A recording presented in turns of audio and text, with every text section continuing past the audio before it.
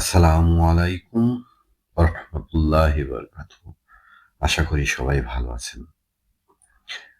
আল্লাহর লিখে রাখা চিঠি, যা তুমি দেখতে পাচ্ছ না, তুমি জানো না, কিন্তু তোমার জীবনের প্রতিটি সকালেই একটা অদৃশ্য চিঠি তোমার জন্য লেখা হয় আল্লাহর পক্ষ থেকে। তাতে লেখা থাকে আজ কোন পরীক্ষা তোমার জীবনে আসবে, কে তোমাকে কষ্ট দেবে, কে তোমাকে ভালোবাসবে। এমনকি আজ তোমার হৃদয় কোথায় কেঁদে উঠবে তাও লেখা থাকে।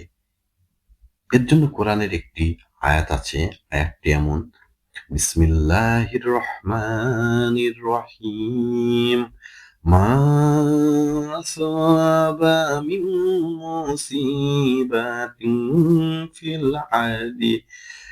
ফিল আরদি ওয়ালা ফি আনফুসিকুম ইল্লা ফি কিতাবিম মিন ক্বাবলি আন নাবরাহা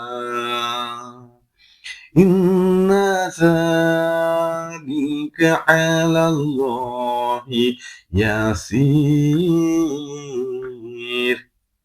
যার বাংলা অর্থ: পৃথিবীতে কিংবা তোমাদের নিজেদের জীবনে কোনো বিপদ আসে না, তা তো একটি কিতাবে লেখা থাকে আগে থেকেই।